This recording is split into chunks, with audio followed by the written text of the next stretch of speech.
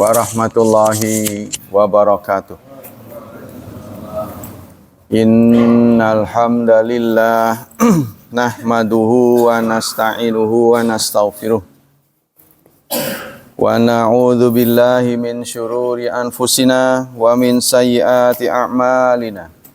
May yahdihillahu fala mudhillalah wa may yudlil fala hadiyalah. Asyhadu an la ilaha illallah wa asyhadu anna Muhammadan abduhu wa rasuluh. La nabiyya ba'dah. Allahumma salli wa sallim ala nabiyyina Muhammad sallallahu alaihi wasallam wa ala alihi wa sahbihi wa man sara ala nahjihi ila yaumiddin, amma ba'd. Ayo ikhwah, kita lanjutkan kajian tafsir surat ke-9 At-Taubah ayat 7. A'udzu billahi minasy syaithanir rajim. Kaifa yakunu lil musyrikina ahdun indallahi wa inda rasulihi illa alladhina ahadtum indal masjidil haram famastaqamu lakum fastaqimu lahum innallaha yuhibbul muttaqin. Kaifa, bagaimana, yakunu, ada. Kadang-kadang ada yakunu ini diartikan dengan layak ya. Bagaimana layak? Lil musyrikin, bagi orang-orang musyrik, ahdun, janji, indallah, di sisi Allah, wa inda rasulihi, dan di sisi rasulnya. Bagaimana mungkin orang musyrik akan memegang teguh janji Allah dan janji rasulnya? Ya, ini pertanyaannya. Illal ladzina ahadtum, kecuali orang-orang ahadtum yang kalian berjanji dengan mereka indal masjidil haram, di sisi masjidil haram atau di dekat masjidil haram. Famastaqamu lakum, maka sepanjang mereka lurus, mereka menegakkan istiqomah ya, maka sepanjang mereka istiqomah lakum kepadamu, sepanjang mereka lempeng, fastaqimu lahum, maka istiqomalah kalian untuk mereka. Jadi sepanjang mereka memegang janji dengan seluruh-seluruhnya, kalian juga begitu ya, memegang janji mereka, jangan mengkhianati. Innallaha, sungguh Allah, yuhibbul muttaqin, mencintai orang-orang yang bertakwa. Nah, karena kata-kata takwa ini Allah sampaikan setelah menyampaikan tentang perjanjian, berarti ya, orang yang bertakwa itu adalah orang yang setia pada janji. Nah, gitu. Maksudnya gitu. Karena ini konteksnya itu. Mari kita lihat tafsir. Qala Ibnu Katsir yubayyinu ta'ala hikmatahu fil bara'a minal musyrikin wa nadrati iyahum arba'ata asyur. Kata Ibnu Katsir, pada ayat ini Allah menjelaskan hikmah. Hikmah tentang apa? Tentang pembebasan, berlepas diri dari orang musyrik dan memberi tempo mereka 4 bulan. Hikmahnya apa? Summa bada dzalika saif al-murhif aina ma thuqifu. Kemudian setelah 4 bulan, maka umat Islam menjawabnya dengan pedang.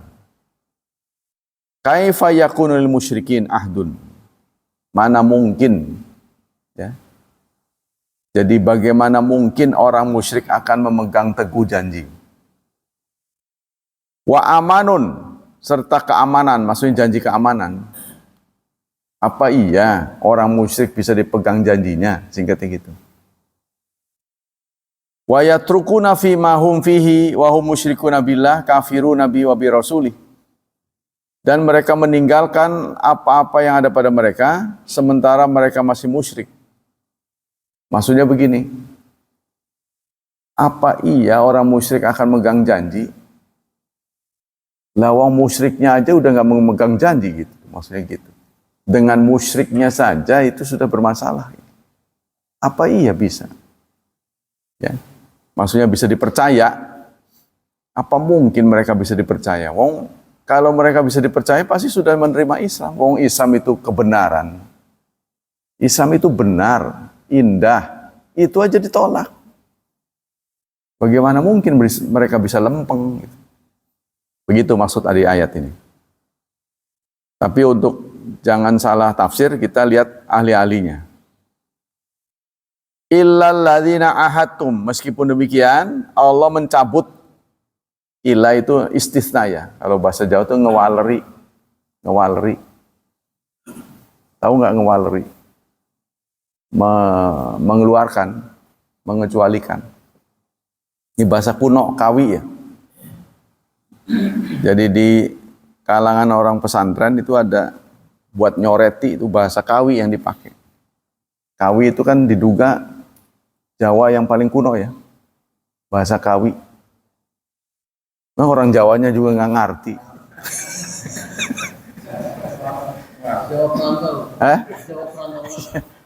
Bahasa Jawa yang paling kuno itu kawi.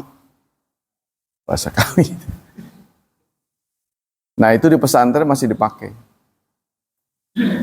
Illal ladzina ahadtum indal masjidil haram. Kecuali orang-orang yang kalian telah ikat janji di dekat Masjidil Haram. Yakni Yaumul Hudaybiyah, yaitu saat Hudaybiyah. Nah, kecuali orang-orang yang terikat dengan perjanjian Hudaybiyah. Kama qala ta'ala seperti di ayat yang lain nanti surat Al-Fat surat 48 ayat 25. Kalau menyatakan di ayat itu humul ladzina kafaru, mereka adalah orang-orang kafir, wasaddukum anil masjidil haram, dan mereka menghambat ya. Wasaddukum, mereka menghalangi kalian dari masjidil haram. Wal hadya, menghalangi hadya. Hadya itu binatang yang di komitmen untuk disembelih ya. Ma'kufan ayyablugha mahillah, untuk sampai di tempatnya. Jawabannya adalah famastaqamu lakum fastaqimu lahum. Sepanjang mereka menegakkan, ya kalau dalam terjemahan, maka selama mereka berlaku lurus, istiqomah ya. Sepanjang mereka memegang janji, kita juga harus menepati. Ya, singkatnya Allah mengajak kepada kita untuk menjadi orang-orang yang teguh memegang janji. Walaupun memegang janji itu akan menyebabkan pahit gitu. Yang namanya udah janji, seperti perjanjian Hudaybiyah. Dilihat dari sisi sepihak, dilihat dari sepihak, perjanjian Hudaybiyah ini merugikan umat Islam. Dan isi perjanjian diantara itu orang Islam yang kadung terjebak di Mekah, ya, kan orang Islam sedang di Madinah nih, yang terjebak di Mekah nggak boleh dibalikin, ya. Kemudian orang musyrik yang dari Mekah ini terjebak di Madinah mesti dipulangin. Ini kan terlihat nggak adil, sehingga Umar marah. Dimulai dari penulisan, inilah ada perjanjian antara Muhammad Rasulullah, kan? Nah, mereka nggak setuju. Jangan Muhammad Rasulullah. Kalau Anda menulis Muhammad Rasulullah, ya buat apa kita begini? Justru kami menolak Anda sebagai Rasul. Itu sebabnya kami harus berjanji. Ya, kalau nggak nolak mah ya udah kami terima lah, nggak perlu janji-janji begini. Terus gimana? nulisnya Muhammad ibnu Abdillah. Maka para ahli mengatakan dukungan Abu Talib kepada Nabi Muhammad karena melihat posisi Muhammad ibnu Abdillah, bukan Muhammad Rasulullah. Jadi Abu Talib mendukung habis Muhammad, itu kedudukannya sebagai Muhammad bin Abdillah, maksudnya sebagai ponakan, bukan sebagai Rasul. Dia orang Arab, syahadat juga Arab, apa susahnya ngomong? Encer itu mah, nggak perlu ngaji lagi. Tapi itu tidak mau. Bahkan di ujung hayatnya, saat mendekati sekarat, ya Ami, qul la ilaha illallah, ucapkan la ilaha illallah. Kalimatan uhajju biha indallah yaumil qiyamah. Kalau ini berhasil engkau katakan, barangkali ini udah mentok lah gitu. Tapi saya akan pakai untuk menolongmu di hari kiamat. Ya memang katakanlah kalau digugat begini, ya kan dia akhirnya mengucapkan la ilaha illallah. Maksudnya dibela. Kan man kana akhiru kalami la ilaha illallah dakhala jannah. Barang siapa yang berhasil mengucapkan la ilaha illallah di akhir hayatnya, maka dia masuk surga. Tapi bukan tidak berarti ya, dukungan Abu Talib kepada Nabi Muhammad bukan tidak berarti. Berarti ada manfaatnya. Meskipun beliau tidak masuk Islam. Apa manfaatnya? Beliau adalah ahli neraka yang paling ringan. Jadi siksa paling ringan yang dialami ahli neraka adalah Abu Talib. Ringannya gimana? Aku lihat api hanya membakar sampai mata kaki. Maksudnya apinya itu nggak sampai ke seluruh tubuh. Hanya sebatas mata kaki. Tapi aku lihat poloknya, polok tahu kan? Ya otaknya itu melepuh. Keluar dari. Jadi walaupun api sebatas mata kaki, itu akibatnya sampai begitu. Ya saudara bisa bayangkan lah.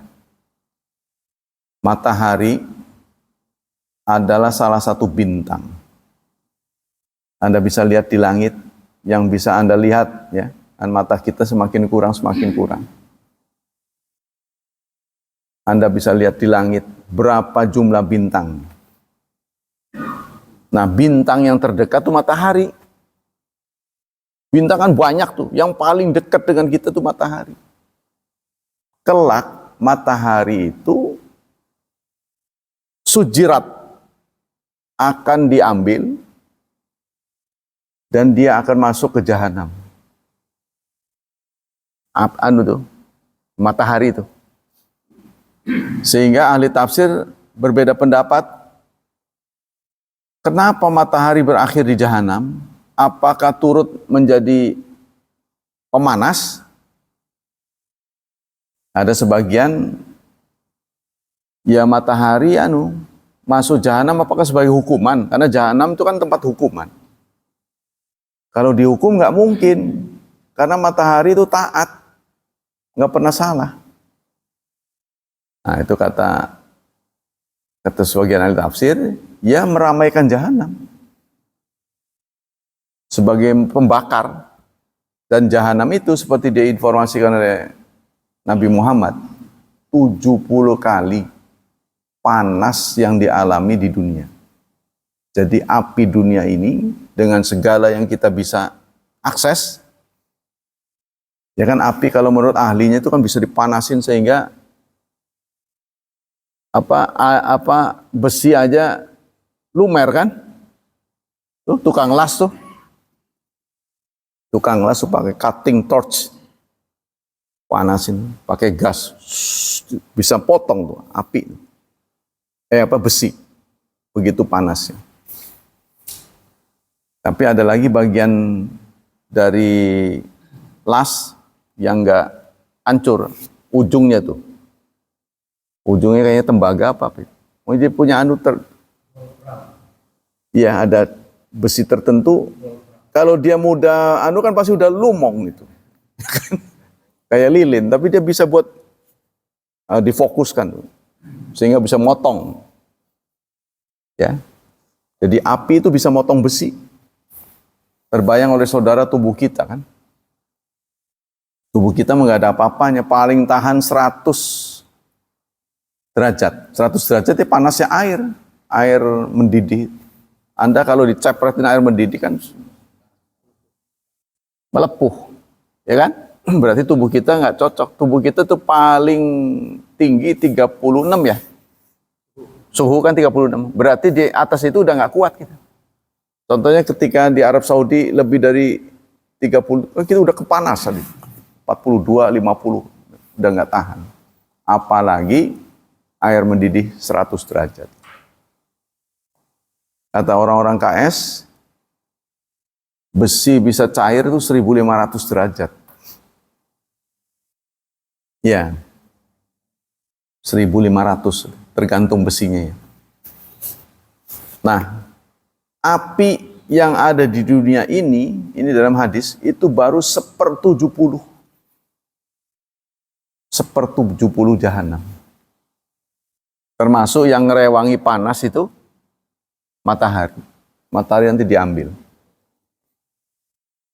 Ya sebenarnya itu tadi, kalau menurut LIPI, matahari itu bintang terdekat. Apakah nanti bintang-bintang itu ikut dimasukkan ke jahanam semuanya untuk memanas? Sehingga air yang ada di anehnya itu dikemanakan matahari? Ditaruhnya di laut.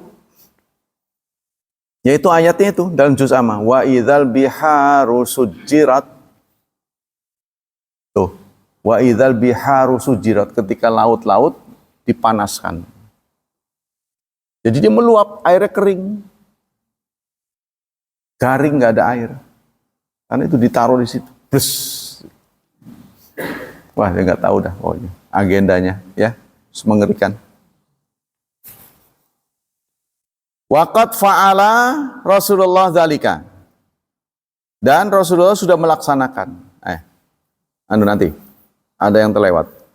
Fama aimah matamasaku bima aqadtumuhum. Sepanjang mereka berpegang pada janji yang sudah mereka ikat dengan kalian, wa ahadtumuhum, dan kalian juga mengikat mereka min tarkil harbi, yaitu gencatan senjata. Bainakum wa bainahum, di antara kalian dan mereka, jadi berjanji gencatan 10 tahun. Ya, 10 tahun. Fastaqimu lahum, maka tegaklah memegang janji untuk mereka. Innallaha yuhibbul muttaqin. Sesungguhnya Allah menyukai orang-orang yang bertakwa.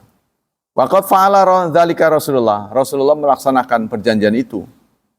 Ya. Istamara aqdu wal hudna ma ahli Makkah min dzawil qa'dah fi sini sittin. Terus kenyataannya gimana? Perjanjian itu dimulai dari Dzulqa'dah, tahun ke-6. Sampai kapan? Sampai tahun 8. Janji 10 tahun, hanya terwujud 2 tahun. 2 tahun lebih mereka ingkar janji. Tuh, ya, jadi hanya sepintas saja, baru-baru aja mereka taat. Nah, setelah itu ya itu. Wa mala'u hulafa'ahum. Pengkhianatan itu dilakukan dengan cara apa? Mereka menyokong orang lain, ya. Jadi memprovokasi pihak ketiga untuk menyerang musuh. Mereka nggak langsung memang. Ya, jadi mereka A dan B ini berjanji nggak tarung. Tapi itu masa nyaman hanya berlaku 2 tahun. Setelah 2 tahun lewat, si A ini nyuruh C untuk nyerang B. Jadi bukan dia memang langsung. Pinternya begitu. Nyuruh tangan pihak ketiga. Ya, menyuruh tangan pihak ketiga untuk nyerang musuhnya.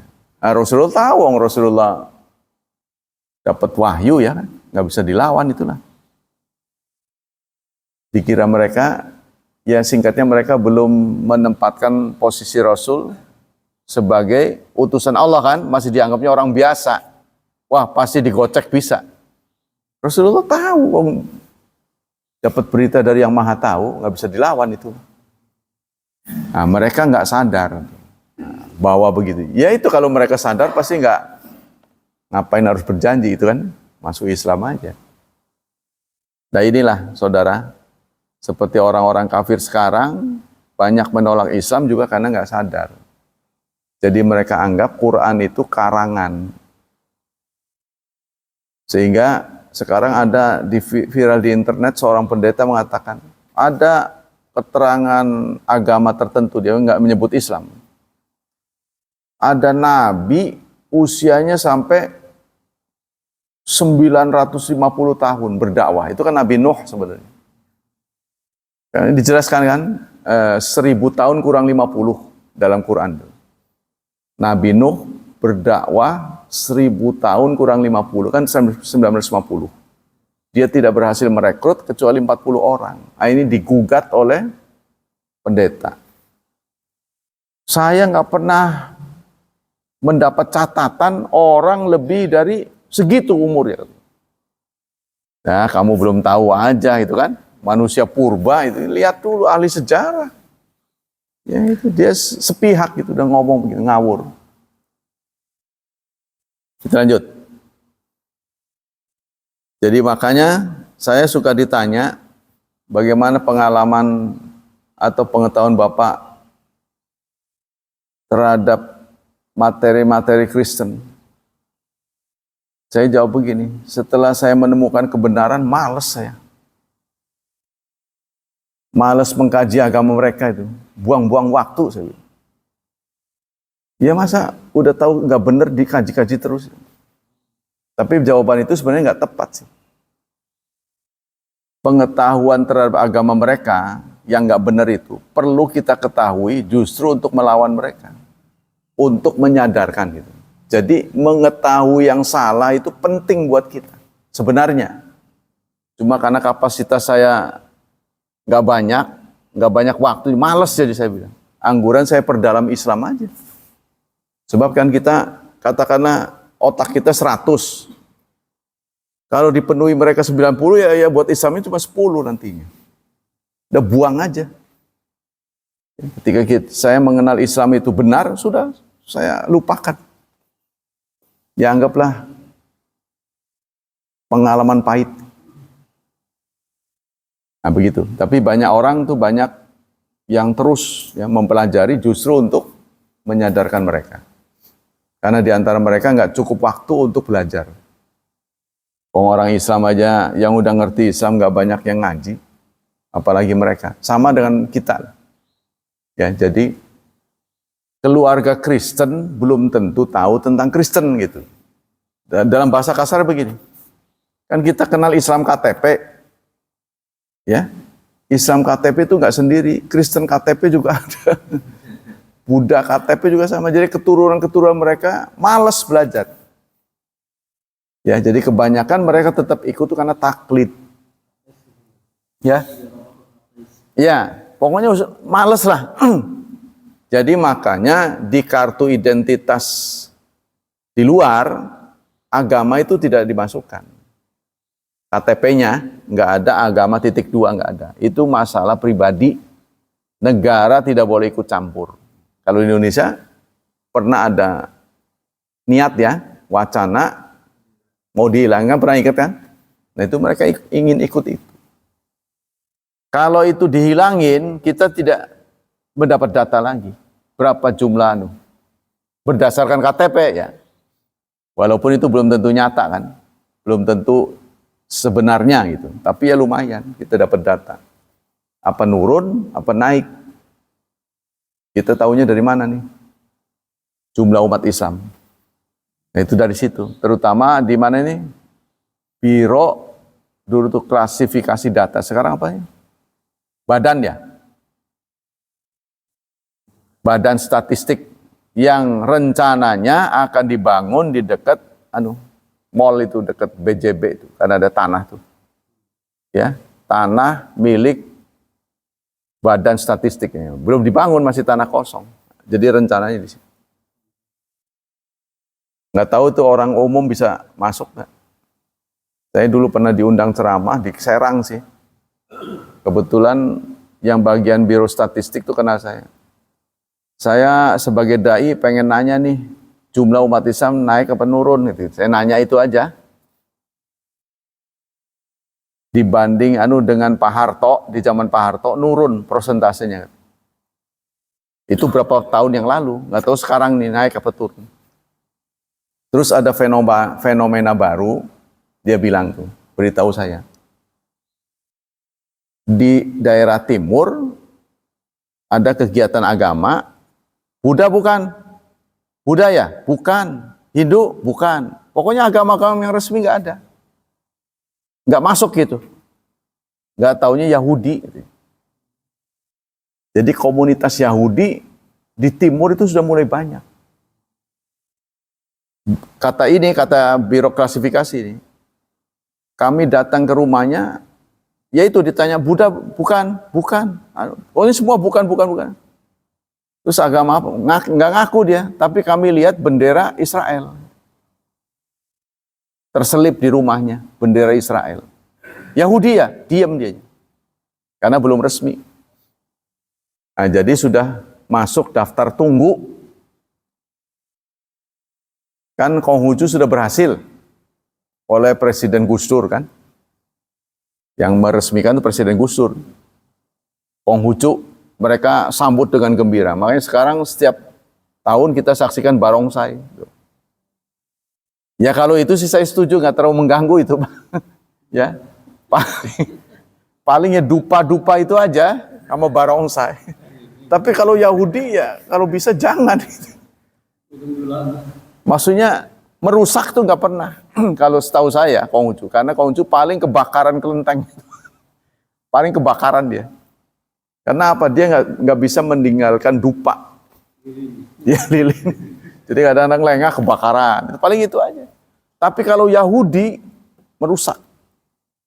Kalau bisa ya kita berharap Indonesia jangan sampai meresmikan Yahudi. Karena merusak. Tapi itu fenomena di timur sudah mulai. Saya pernah sepanjang hidup ini menyaksikan di Surabaya tempat ibadah Yahudi. Terang-terangan sinagog. Bapak kan seumur belum pernah kan? Cuma dengar-dengar aja kan. Kalau gereja bla bla bla pernah. Masjid apalagi, wihara, sinagog belum pernah kan? Baru dengar. Saya pernah lihat sinagog apa saya lupa nama di Surabaya. Nah, kita kembali sini.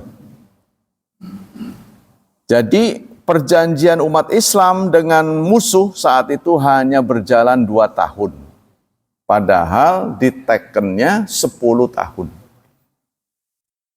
Ya, ditekennya 10 tahun, tapi ternyata hanya berjalan 1/5. Mereka berkhianat, tapi mereka tidak langsung, ya, mereka menggunakan tangan ketiga untuk mengurangi kekuatan umat Islam. Rasulullah sebagai utusan Allah tahu mereka sudah berkhianat. Jadi kalau mereka berkhianat, buat apa kita bertahan? Kita akan habis nantinya. Nah begitulah maka turun surat 9 ini. Fasamutulaqa wa kanu qoriban minal afain. Fa'atraqa man aslama minhum bandal qahra wal ghalaba alaihim. Nah, maka di sini fa fatahallahu alaihim baladal haram. Maka tahun ke-8 Allah bahkan membebaskan Baladul Haram. Ya. Maksudnya tanah haram dibebaskan dari orang musyrik. Sudah tidak boleh lagi. Sampai hari ini. Wa makkanahum min nawasihim wallahul hamdu wal minnatu. Alhamdulillah. Dengan pengkhianatan mereka justru mempercepat penguasaan umat Islam terhadap tanah haram. Gara-gara mereka berkhianat, diserang, mereka diusir. Sudah, sejak itulah tanah haram dikuasai umat Islam. Fa'atlaqa man aslama minhum ba'dal qahli. Maka setelah Nabi Muhammad masuk ke Mekah, tuh dengan perjanjian Hudaybiyah tadi kan, orang Islam dari Madinah yang terjebak di Mekah tidak boleh dipulangin, kan gitu kan? Setelah perjanjian itu dirusak, maka itulah kesempatan Nabi Muhammad membebaskan semua tanah haram dari orang musyrik. Didapati orang Islam yang dibebaskan oleh Rasulullah kurang lebih ada 2.000. Tuh. Gara-gara perjanjian ini, orang Islam yang ngendek di Mekah nggak bisa pulang, sudah 2.000. Tuh. Jadi terlihatlah oleh Umar bin Khattab manfaat dari perjanjian yang diteken oleh Nabi Muhammad. Baru sadar, oh iya. Baru kerasanya 2 tahun kemudian, oh iya. Ya kan? Waktu pertama mah, wah rugi ini, gimana gitu. Perjanjian yang begini berat sebelah. Aku hanya Rasulullah. Karena waktu itu kalau dijelaskan, emosi, nggak sadar. Aku hanya Rasulullah, ya Umar. Umar marah itu. Karena serang aja, kenapa gitu. Dia kan orang yang greget.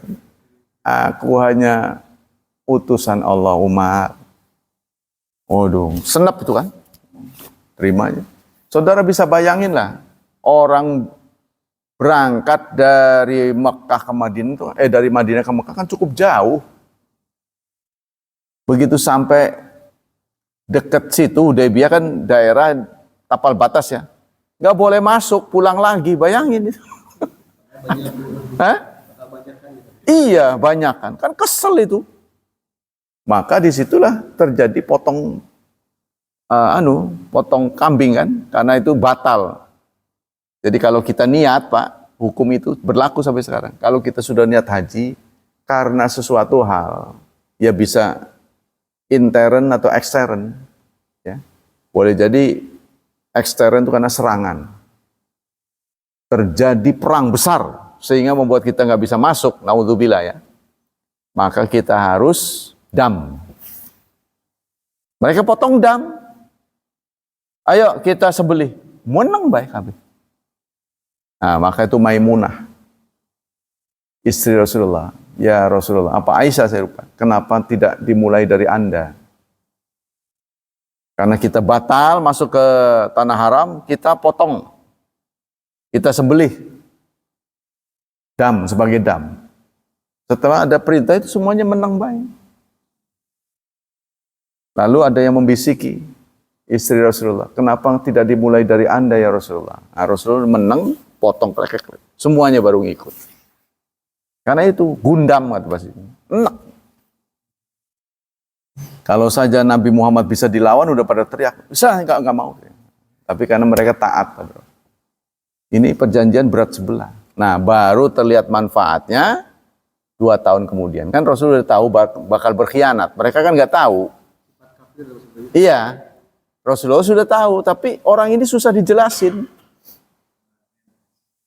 Nah, tahunya setelah 2 tahun, iya galemah. Gitu.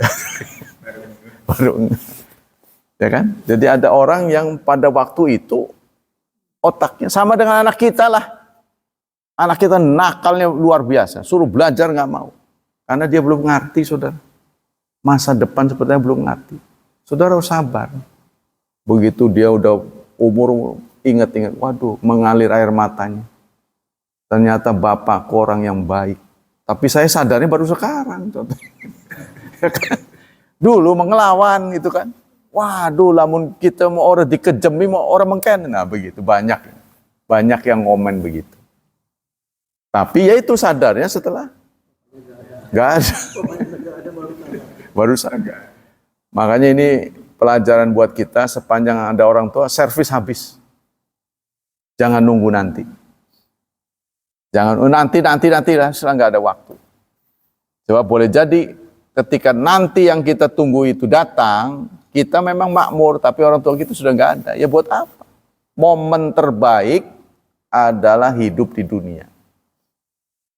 Ini yang banyak dilupakan oleh umat Islam. Momen terbaik bukan di surga, di dunia.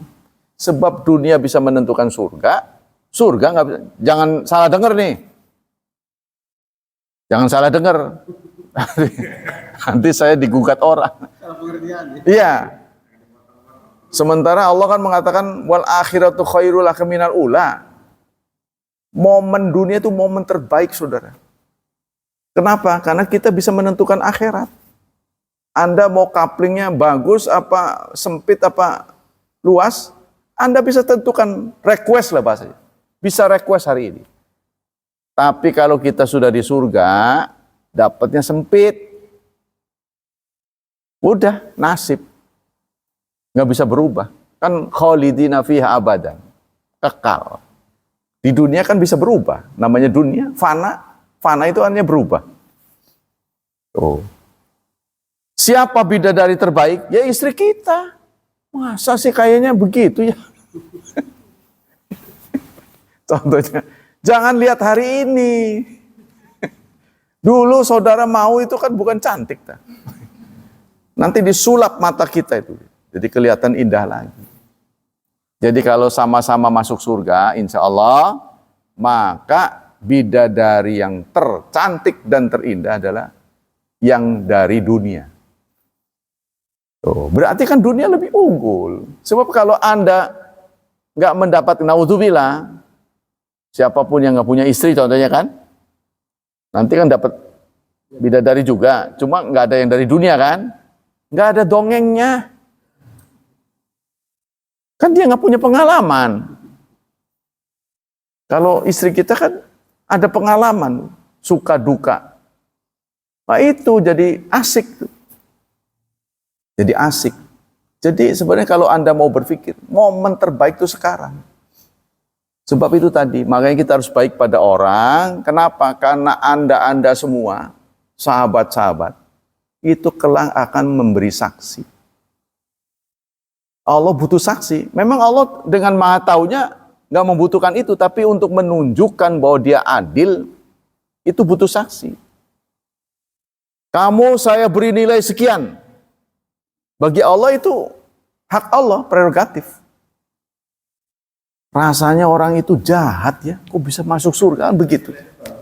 Iya kan, menurut Allah bagus tuh. Rasanya yang saya kenal itu sih. Dulu ngebrengsek deh. Dikeluarkan saksi-saksinya tuh.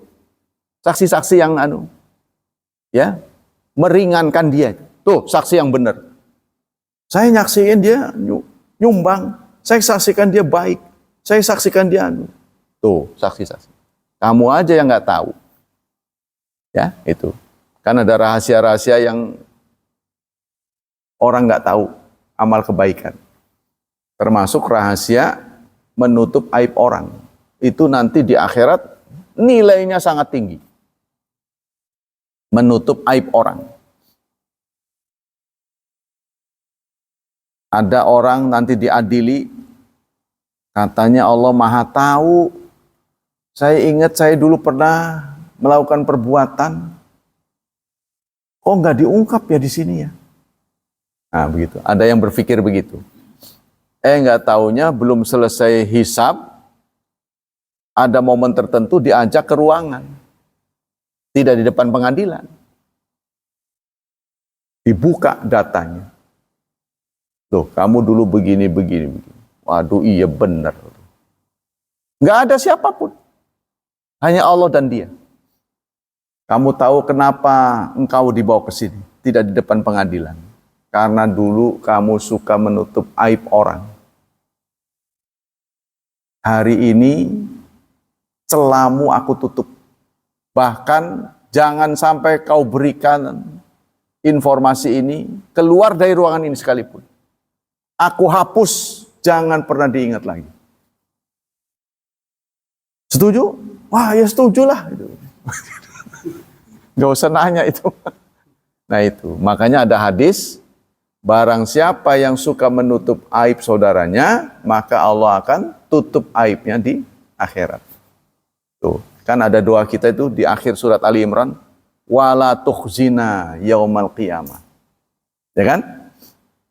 Jangan hinakan kami, jangan permalukan kami di hari kiamat. Kalau kita sekarang mengetahui cacat di depan sini, di majelis ini, yang dengar nggak sampai 100. Ya kan? Tapi pengadilan akhirat, kalau bahasa Bojonegara, wong sejagat kerat. Siapa yang dengar? Orang pertama sampai orang terakhir. Berapa jumlahnya tuh? Triliun kali ya? Nah, kita nggak tahu dah jumlah pastinya. Kalau sekarang sudah berapa miliar tuh? 5 miliar ya mungkin ya. Jumlah manusia sekarang nih yang hidup. Kalau di Cina saja sudah mendekati 2 miliar. Makanya kemarin si Jinping ngomong. Presiden kita juga turut sana ya. Jadi 4 orang kan. Presiden Korea, Rusia, sama presiden kita. Cina tidak pernah intervensi ke negara manapun. Itu kebijakan dia. Kami tidak akan intervensi. Tapi sebaliknya, kami juga tidak mau diintervensi. Barang siapa yang punya niat mengintervensi negara kami, itu artinya kalian berhadapan dengan 1 sekian M rakyat Cina. Aduh. Iya, Anda tahu. Di TV aja film silat tuh 1 orang udah repot itu. Bisa kungfu. Apalagi sekian M miliar. Makanya dulu mau Cetung ngomong, perang sepanjang sejarah dunia belum pernah menghabiskan itu sampai 3 juta katanya. Korbannya belum sampai 3 juta. Katakanlah 10 juta. Bagi rakyat Cina itu kecil. Masih banyak sisa. Alhamdulillah mungkin kata dia mengurangi penduduk. Ya, jadi kalau dia niat mengurangi populasi kan salah satu cara mengurangi populasi banyak dilakukan. Antaranya sterilisasi kan, KB ini kan supaya nggak terlalu banyak. Perang, penyakit. Ada orang-orang tujuannya masukin vaksin loh. Supaya mati modar. Supaya, iya maksudnya jangan terlalu panjang umurnya karena ruangannya mau dipakai lagi gitu kan, sesak nanti. Nah itulah tafsir hari ini. Kita akan lanjutkan dengan materi sunnah. Untuk hari Rabu ini Quran dan sunnah. Ceritanya kepengen mengikuti sabda Rasulullah, taraktu fikum. Jadi menangi lah itu. 2 materi jadi 1. Bismillahirrahmanirrahim.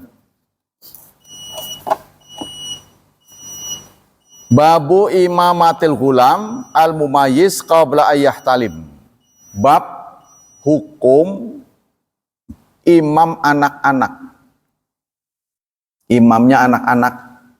Ya. Tapi sudah mumayyiz. Mumayyiz itu tamyiz. Tamyiz itu kondisi seorang anak sudah bisa melayani dirinya sendiri. Maksudnya udah makan sendiri, buang air sendiri, pakai baju sendiri. Itu namanya mumayyiz. Apa tuh bahasa Indonesianya? Mandiri ya. Jadi sekitar umur berapa tuh? Saudara kan juga punya anak. 5 ya?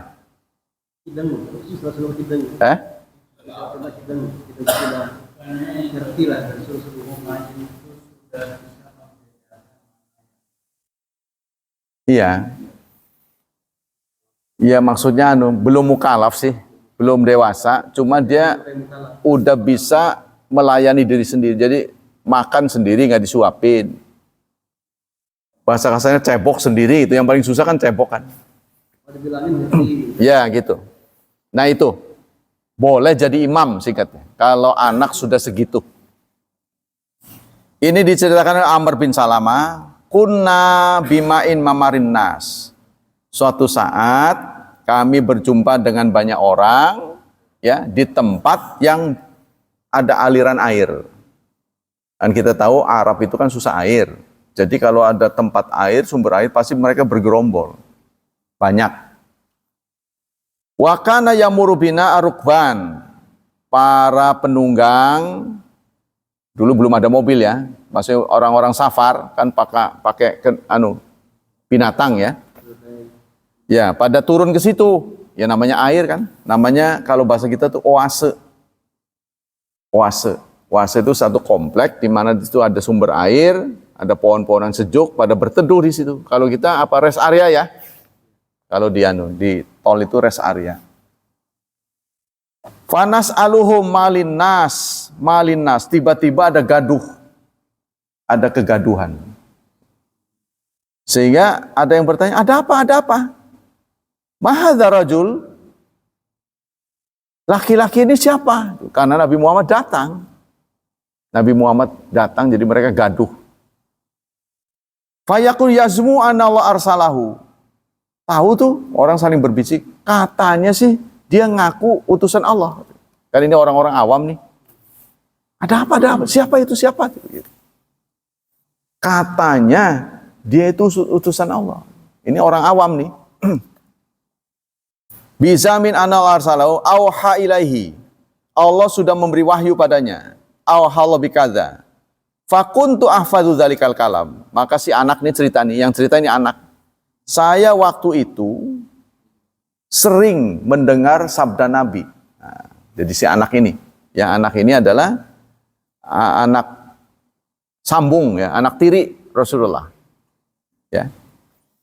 Wa ka'annama yuqarru fi sadri. Seakan-akan ucapan Rasul itu nancep di dalam hati saya. Jadi setiap ngomong saya hafal, Ya namanya anak-anak kan. Wa kanatil Arab talawama bi islamihim al-fatha. Orang-orang Arab pada waktu itu menunggu apa yang terjadi setelah futuh. Nah, mereka masih menunggu-nunggu keislamannya. Nggak cepat masuk Islam, tapi mereka masih menunggu. Wait and see. Katanya orang ini mau datang ke Mekah. Ini belum di dalam perjalanan nih. Belum nyampe ke Mekah belum. Ya, agendanya futuh. Mau menaklukkan Mekah, dalam perjalanan itu tiba di situ. Fayaqul utrukuhu wa qawwamahu. Biarkan dia, jangan diganggu, kata orang-orang ini. Yang enggak terlibat, bukan musuh Islam, bukan, orang awam. Fa inna in zahara alaihim fa huwa nabiyyun shadiqun. Kalau nanti menang kita baru ikut. Kita tunggu dulu. Kita lihat aja bagaimana actionnya gitu kan. Nah, itu kata orang-orang. Fala makanat wa'atu ahlal fathi badara qulqam bi islamihim. Maka ketika futuh, betul Rasulullah bisa menaklukkan Mekah, mereka buru-buru menyatakan diri masuk Islam. Karena tadi nunggu, kita tunggu dulu, jangan buru-buru, biarin dia ke sana dulu. Kalau menang kita baru. Wa badara abi qaumi bi islami. Begitu juga ayahku. Ini yang cerita anak-anak nih. Ayahku juga cepet-cepet gitu. Menyatakan diri muslim sebelum kaumnya. Fala maqadima qala ji'tukum wallahi min indin nabi haqqan. Maka ketika datang mereka berkata, aku datang kepadamu demi Allah dari sisi nabi. Saya barusan dari nabi, ya. Faqalu sallu salatan kadza fi hini kadza.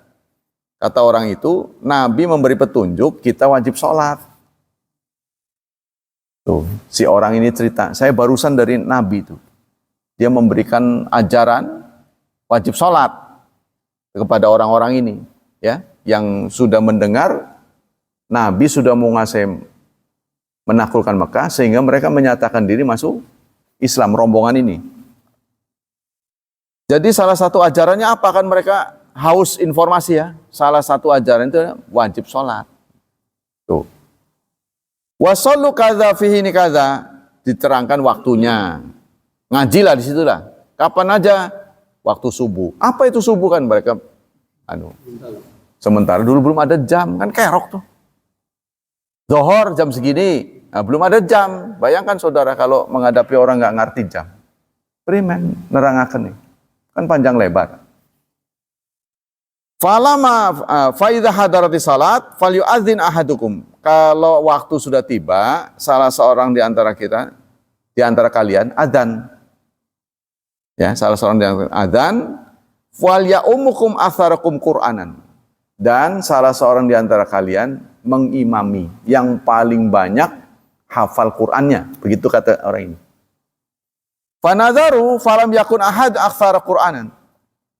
Maka ketika tiba waktu sholat, mereka saling pandang. Siapa yang jadi imam ini? Kalau begini. Tuh, wong kita mau baru masuk Islam. Tuh, ya mereka itu. Jadi tidak ada orang yang hafal Quran lebih daripada aku. Kata si pencerita nih. Tidak ada orang yang hafal Quran lebih banyak daripada aku. Ya karena dibandingkan yang baru masuk Islam. Ya. Lima kuntu atalaqa minarukban. Karena aku hafal Quran itu dari orang-orang yang datang ini. Orang yang datang katanya dia dapat berita Rasulullah mendapat wahyu begini. Aku dengerin. Hafal saya. Faqaddimuni baina aidihim, maka mereka pun mendaulat aku untuk jadi imam. Wa ana ibnu sittin aw sab'u sinin. Pada waktu itu aku berumur 6 atau 7 tahun. Bayangkan oleh saudara, jadi imam. Ya. Wa kanat alayya burdah. Dan waktu itu saya punya kain panjang. Tuh. Tak pakai buat sholat. Kuntu idza sajadtu talaqastu anni. Jadi kainnya cingkrang. Kalau saya sujud, kainnya naik katanya. Sehingga pantatnya kelihatan. Si anak ini. Ya. Jadi mungkin sujud ketarik gitu kan. Bahasanya. Ketarik. Faqalat imratu minal hayy. Yang hadir ada seorang perempuan memberikan komentar. Ala tuktu anna istaqariikum.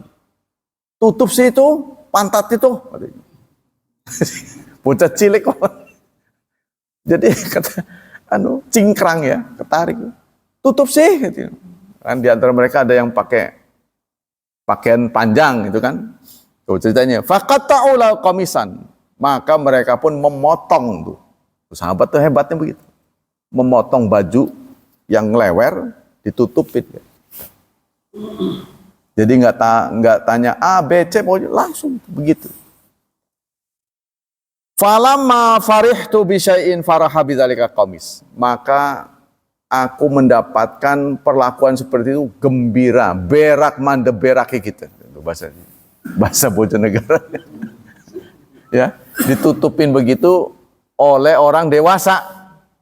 Tuh, si anak-anak ini merasa tidak ada gembira yang melebihi pengakuan dari orang-orang dewasa terhadap keimaman saya.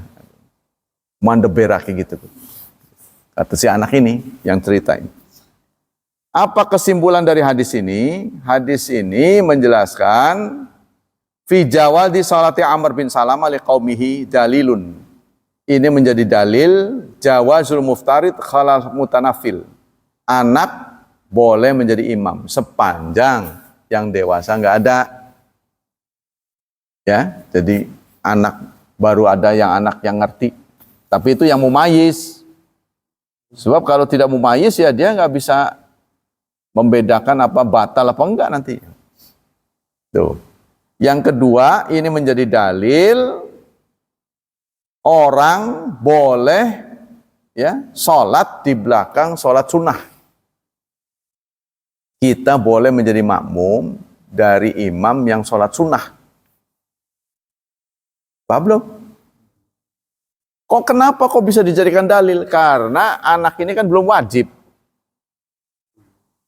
Anak ini walaupun jadi imam, dia kan statusnya belum dewasa, belum wajib. Buktinya boleh. Yang kedua adalah nanti yang dilakukan oleh para sahabat. Ketika sholat berjemaah sudah selesai, ada rombongan. Kalian mari sholat? Belum sholat kalian? Iya. Iya tak imami. Nah, boleh kita. Padahal kita sudah berjemaah. Nah untuk kita mengimami lagi, status itu sunnah kita. Mereka wajib. Paham belum ini? Ada orang telat, sholat sudah selesai, rombongan datang nih, biasanya kita mah kundangan ya. Rombongan kundangan biasanya pakai batik-batik. Datang. Bapak-bapak belum sholat, Pak? Sholatnya sudah selesai tadi. Oh belum.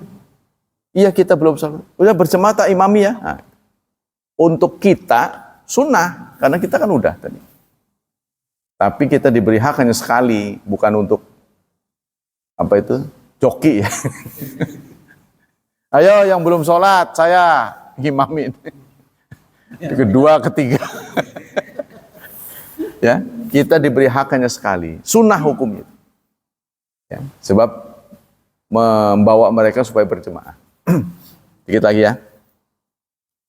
Bab ja'afi imatil a'ma. Bagaimana kalau imam kita buta? Ya, ini juga pernah terjadi dalam sejarah. Dari Mahmud bin Rabi' al-Ansari, anna Idban bin Malik kana ya'umu qaumahu wa huwa a'ma. Diceritakan oleh Mahmud bin Rabi' al-Ansari, ya, ada sahabat namanya Idban bin Malik, dia buta. Tapi dijadikan imam oleh teman-temannya. Ya, hadis muttafaqun alaih.